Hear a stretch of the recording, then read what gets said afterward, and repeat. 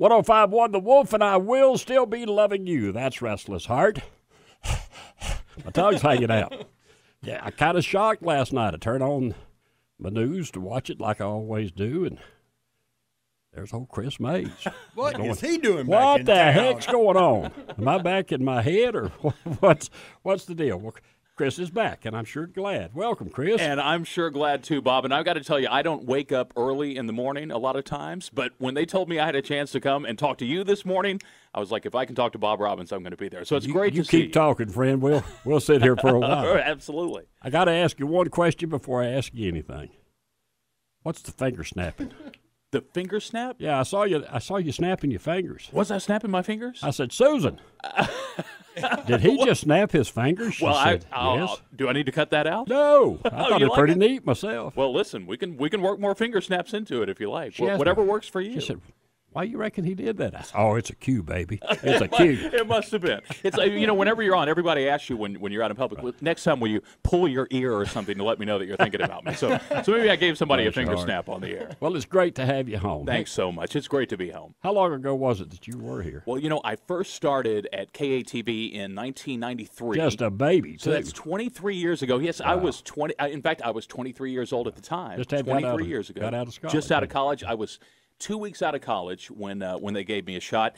I was there for 5 great years and then left in 1998 to follow some opportunities. So it's been 18 years since I was last on the air at KATV. Well, you've had some great opportunities, but I sure am glad to have you home. As a There's matter no of place fact, like you've home. anchored in Boston, Philadelphia. That's correct. Glad you got out of there. Well, Well, there are 2 great cities. We spent 9 years. The best decision I ever made, I married an Arkansas girl just before I left. So the 2 of us went. We had 9 great years in Boston. We had our son there. We moved down to Philadelphia. We had 9 great years there. We had a daughter there. Now we've all moved back together, and here we are. that with her and them is the smartest decision. That's right, no doubt.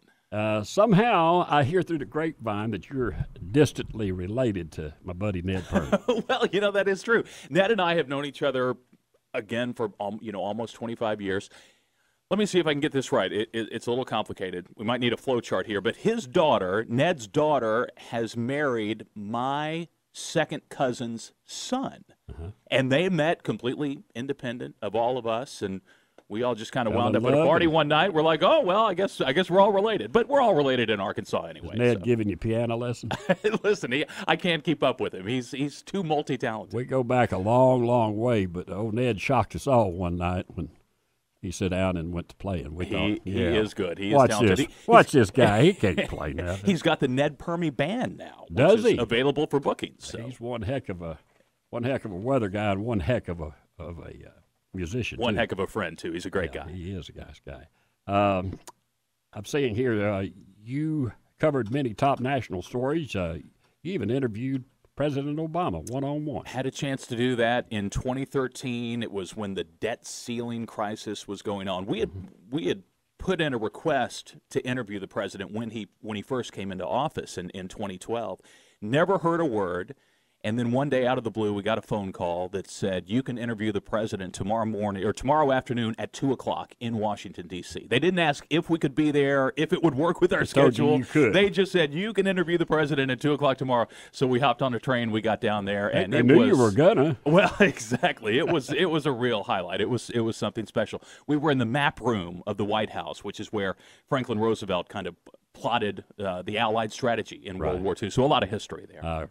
Then that had to be just tremendous honor. It was special. Goosebumps for sure. All right. You're a big Hogs fan, right? Absolutely. Always have been. I was from a sweating young at age. you saying these other towns, maybe. Oh, no. Never forgot the Hogs. Exactly. Well, one of the ways I think I've stayed closest to home, all of our family has always been here. So we've always come home on vacations and holidays. But Razorback games have always been a big draw. I could always pick out a few games on the schedule, come back into Fayetteville, come back into Little Rock, and, call those Hogs. That's nice. Well, Yeah. Channel 7, of course, a big part of the Razorbacks, all their sports activities, and a tremendous You bet. part of football. So that means you're going to have to be a big part of it this year, too, I imagine. They won't be able to keep me away from There it. you I've already go. told them they got to give me the press passes. I want to be there. Well, it's a thrill to have you come back home, and I know you're excited to come back to the number one station in the television market and raise your children right here in the good old land of opportunity. Well, it's a thrill to do that, and it is a thrill to talk with you. I mean that. You too, Chris. And I appreciate you coming in, and I really mean it when I say welcome home. Thanks, Bob. And, of course, I'm going to be watching tonight to see if you're still doing that finger time. All right, friends. Y'all have a nice day, Chris, and thank you for coming by. Thanks, Bob.